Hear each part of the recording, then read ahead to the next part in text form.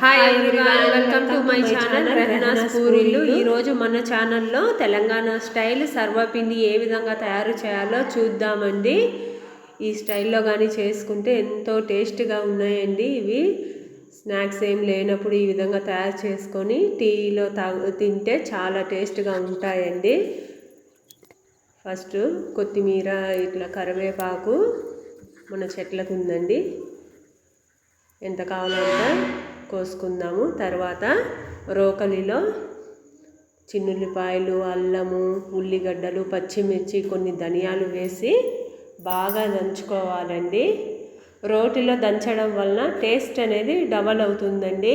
మిక్సీలో వేసిన దానికంటే రోట్లోది చాలా టేస్ట్గా ఉంటుంది.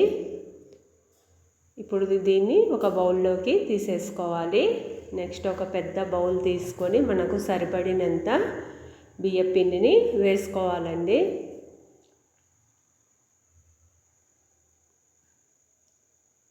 తర్వాత మనం నూరి పెట్టుకున్న ఈ పేస్ట్ని కొంచెం కొత్తిమీర, కరివేపాకు తరుక్కొని వేసుకోవాలి.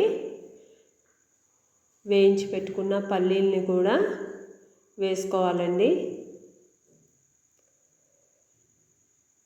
కొంచెం జీలకర్ర, ఉప్పు, కారం, పసుపు సరిపడినంత వేసుకోవాలండి. 3 గంటలు నానబెట్టిన పచ్చిశనగ పప్పును కూడా వేసుకోవాలి. నువ్వుల్ని కూడా వేసుకోవాలండి. తెల్ల నువ్వులు కానీ నల్ల నువ్వులు కానీ, నేను తెల్ల నువ్వులు వేసుకున్నాను.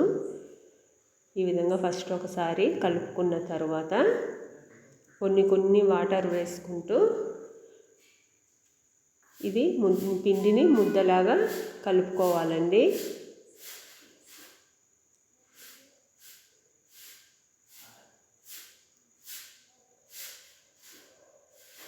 ఈ విధంగా వాటర్ వేసుకుంటూ బాగా కలుపుకోవాలండి.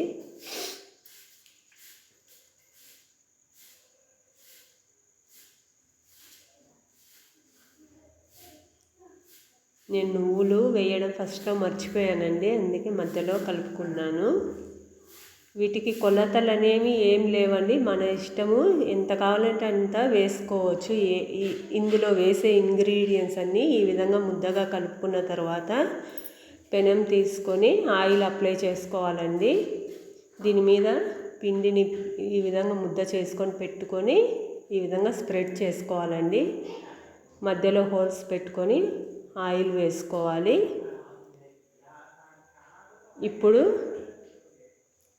పొయ్యి మీద పెట్టేసి 8 నిమిషాలు ఒకవైపు బాగా ఫ్రై చేసుకోవాలండి. ఈ విధంగా